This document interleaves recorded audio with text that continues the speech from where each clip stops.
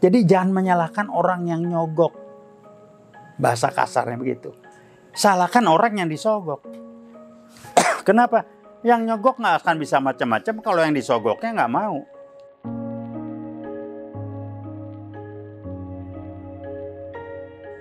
Bismillahirrahmanirrahim. Assalamualaikum warahmatullahi wabarakatuh. Kali ini saya akan bicara mengenai yang lagi ramai di medsos tentunya, dana dua putra presiden, Gibran dan Kaesang, yang punya sekian, yang dapat dana sekian puluh miliar untuk membangun perusahaan.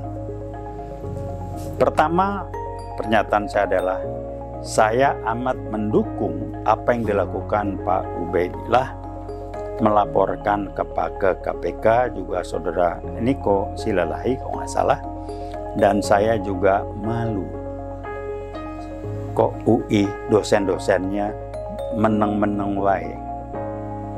Kalau tanya kenapa, oh ya kan bukan kampus perjuangan lagi, udah diganti kampus mereka dong, untuk juga nggak peduli terhadap masyarakat, nggak peduli terhadap ketidakbenaran Merdeka. Jadi saya kritik keras, UI itu kampus perjuangan. Bung Menteri Pendidikan, tolong paham, Anda belajar sejarah, ya nggak jelas ketemu saya. Mari kita bicara. Ini satu.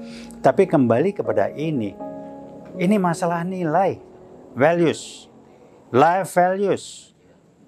Ini jelas tergambar ketika salah satu dari putra beliau mengatakan, kan undang-undang tidak melarang.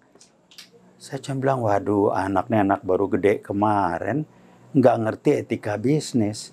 Rame di medsos ini kan uangnya uang dari yang terlibat pembakaran hutan segala macam. Saya berbisnis.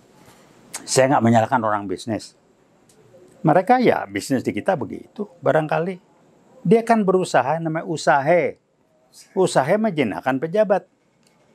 Walaupun caranya nggak benar, tapi ya mereka pakai nilai-nilai itu silakan. Jadi jangan menyalahkan si pengusahanya. Kalau kebetulan dia dari bagian dari 9 naga, ya urusan dia lah. Jadi jangan menyalahkan orang yang nyogok. Bahasa kasarnya begitu. Salahkan orang yang disogok. Kenapa? Yang nyogok nggak akan bisa macam-macam kalau yang disogoknya nggak mau. Saya cuman tarik napas saja ya. Ini Menteri KLH kita bagaimana, kasihan gitu. Selama ini saya apresiasi Pak Ibu Siti Nurbaya. Nggak berkutik beliau. Mau diapain gitu ya. Hutan Riau, kalau ramenya kan Hutan Riau ini sudah divonis begini, berubah jadi gini. Udahlah, saya paham lah. Kalau namanya pengusaha di Republik ini, zaman saya juga dulu hal itu ada, tapi tidak sedahsyat seperti sekarang. Hakim begini, ya bisa aja lah. Tapi saya mengatakan, udahlah, pengusaha bisa begitu karena dia diberikan peluang dan dia melihat itu bisa dipakai. Jadi kalau dikatakan dia nyogok anak pejabat, ya itu pengusaha yang mau diapain gitu ya. Jadi jawabannya, selama undang-undang tidak melarang dan dia bisa bermain, pengusaha akan lakukan itu. Sekarang kan begitu. Jadi pertanyaannya, contoh, nyimpang sedikit. Wah, ada pengusaha menguasai sekian puluh ribu hektar lahan. Jangan dia disalahkan. Tanya pejabatnya siapa waktu dia dapat hak itu. Dapat duit berapa. Itu yang ditangkap pejabatnya. Bukan yang ininya. Saya bukan belain. Begitu role the game di bisnis kita tuh seperti itu. Dulu juga begitu. Tapi tidak sedasar, sekasar, sekotor sekarang. Saya berbisnis. Silakan tanya. Tadi main di oil and gas. Besar saya. Lumayan besar lah, tapi nggak segede kayak Taipan ini. Jadi kembali, jadi kalau bilang KKN, ya ini KKN. Kolusi, korupsi, nepotisme. Salah satunya, N-nya itu nepotisme atau apa. Kalau dia bukan anaknya presiden, apa dibantu? Kan enggak, kan itu gampang ukurnya. Teman ada yang cerita mengenai almarhum Pak Hugeng. Nah kan cerita klasik. Menggambarkan bagaimana quality of life yang rich in spiritual capital dari Pak Hugeng. Begitu dia angkat jadi pejabat, imigrasi ataupun namanya, lupa saya. Dia bilang ke istrinya, tolong toko kembangnya ditutup. Lah, istri bilang urusan apa? Jangan.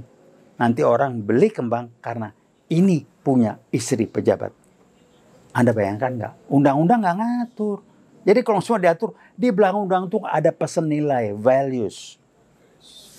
Orang yang rich in spiritual capital, dia punya rasa tanggung jawab, punya nilai-nilai. Ini mah dua anak ini udah nggak ada urusan.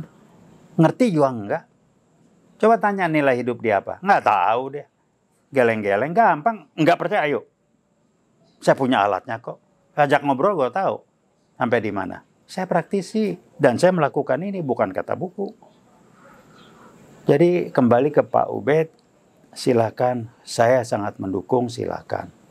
Nah, itu yang tiba-tiba yang semacam booster itu jangan dimarahin. Kenapa? Dia cari makan. Kalau dia nggak begitu, dapat makan dari mana? Jadi kalau dia dimarah-marahin, diladenin, percuma. Orang cari makan emang cuma cara cari makannya begitu. Kenapa? Dia cuma cari makan yang gampang, halal nggak halal bukan urusan. Tanggung jawab dia ke atas nanti.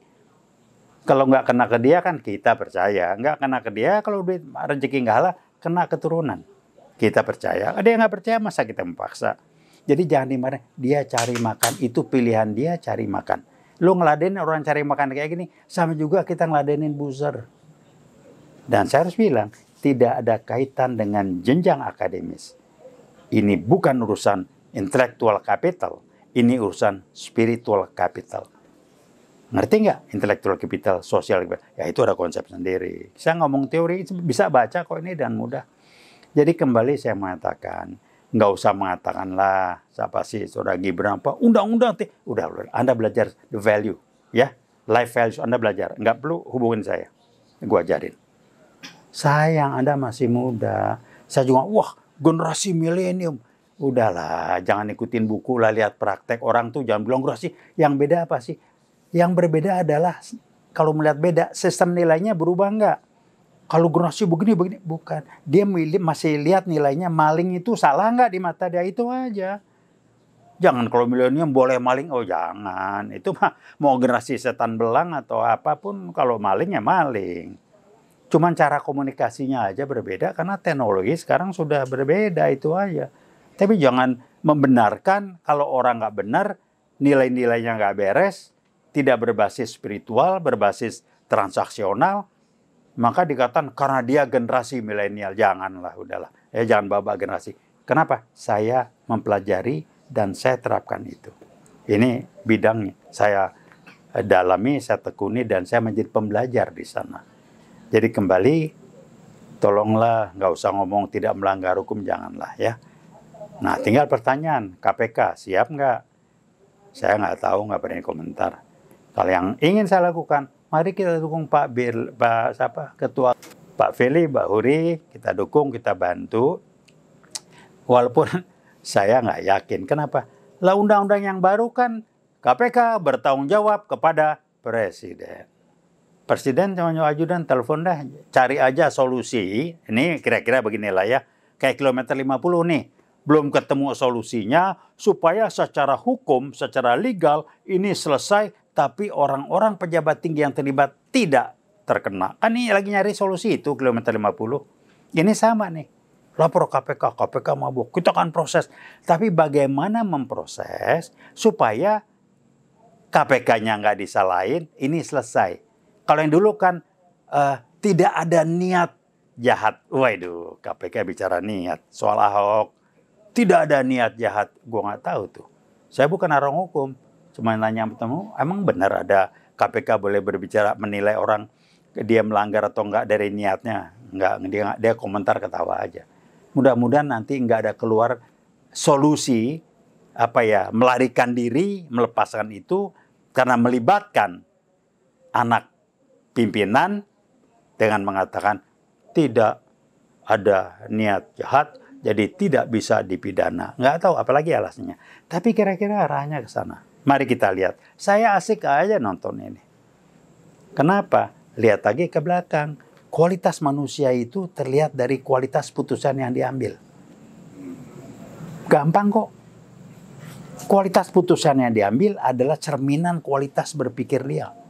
Kualitas berpikir dia basisnya nilai-nilai kejujuran, nilai-nilai universal, bahasa bukunya nilai-nilai spiritual atau nilai-nilai transaksional. Kalau nilai-nilai transaksional itu politisi, untung rugi, gue dapat apa, jabatan gue, itu. Kalau pakai deadline itu udah nunggu waktu aja. Nunggu waktu apa? KPK sedang mencari solusi supaya dia nggak dimarahin, tidak disalahkan, tidak ditegur, jabatannya aman. Tetapi masalah ini dengan urusan KPK dianggap selesai. Mudah-mudahan, walaupun masih ada sedikit harapan bahwa KPK akan melakukan sesuatu, mudah-mudahan. Saya pesimis. Kenapa? Ya pengalaman saya yang lalu aja. Soal yang 42 berapa itu yang tidak lulus tes wawasan kebangsaan. Saya cuma bilang, Bung, gue nih ngerjain gituan, Bung. Nggak begitu ngetes itu. Itu yang dites value sistemnya. Bukan dites Pancasila ini. Udahlah, berhentilah ya. Gue ngedalemin itu. Saya pakai neuroscience. Saya ngedalemin itu. Teman-teman saya di Neurosociety tahu itu. Saya pakai itu kok tesnya. Jadi kalau teman-teman dari psikologi, neuropsikologi nyambung, dia tahu. Jadi udahlah ya, jangan akal-akalan. Cuman mau diapain, itu kan akal-akalannya banyak. Wah ini, akhirnya ketahuan. Orang-orang yang dianggap tidak lulus tes kebangsaan adalah karena dia, emang mau disingkirin. Saya angkat topi sama Pak Kapolri. Konsep beliau yang sangat cerdas mengatakan, ikan busuk mulai dari kepalanya. Dan kelihatan beliau nggak mau terus-terusan jadi tukang cuci piring dari orang-orang yang lalu, yang beliau jadi korban. Jadi ya kayak lihat KPK kayak begini, barangkali, mohon maaf kalau keliru. Dia mau bentuk, saya membaca dia membentuk tim dari orang-orang yang ahli mengenai pemberantasan korupsi masuknya di Polri. Saya melihat ada sinar yang lumayan dari Pak Kapolri. Mudah-mudahan ya menjadi lebih baik ya. Karena tindakan beliau juga walaupun saya lihat, waduh ini banyak amat gitu ya. Beresin kepala busuk, buntut busuk, segala macam itu.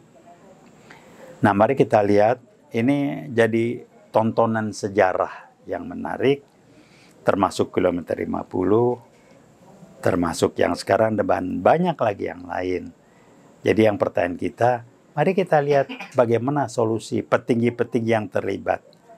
Bagaimana solusi pernyataan Kapolda yang didampingi Pangdam waktu itu yang membeberkan tembak-menembak yang beberapa lama kemudian, berapa hari atau minggu, dikoreksi bahwa itu nggak benar. Itu kan sudah nggak benar. Tuh. Hoax, pembohongan publik. Itu kan gitu ya. Ada apa? Kok susah benar masalahnya jelas? Kok susah benar? Nggak susah. Yang susah adalah nutup-nutupin supaya orang-orang yang besar, yang petinggi di belakang layar ini yang jadi nggak bisa dilibatkan. Kasus Novel Baswedan disiram air keras, butuh sejuta tahun istilah saya. Yang muncul orang lain nggak tahu bagaimana, dia ngaku-ngaku. Udahlah, udah paham.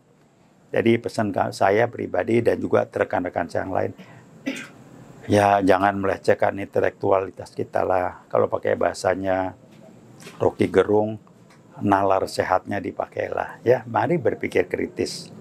Kalau Anda tidak mampu berpikir kritis, why? Anda selesai jadi manusia. Barangkali itu, mari kita berpikir kritis. Saya coba menarik buat saya apa? Mau lihat nanti solusinya gimana sih nih? Jadi udahlah ya. Jadi gampang ngomongnya. Kalau sudah ada yang ruwet dan aneh solusinya, artinya, pesannya, ini ada pihak petinggi tertentu yang terlibat yang harus diamankan. Udah gitu aja bacanya. Jadi apa? Ya pelajaran sejarah. Kalau ada yang aneh di Republik ini. Nyimpang tapi penting. Sejarah kita pun mulai mau dirubah. Kenapa? Ada hal yang aneh-aneh. Kembali saya protes kencang. Tiba-tiba Menteri Pendidikan kita mengganti kampus Merdeka. Ini apaan gitu ya? Ada apa di belakang itu? Tiba-tiba ada kebijakan begini. Jadi menteri lapor ke pimpinan partai. Urusan apa menteri lapor ke partai?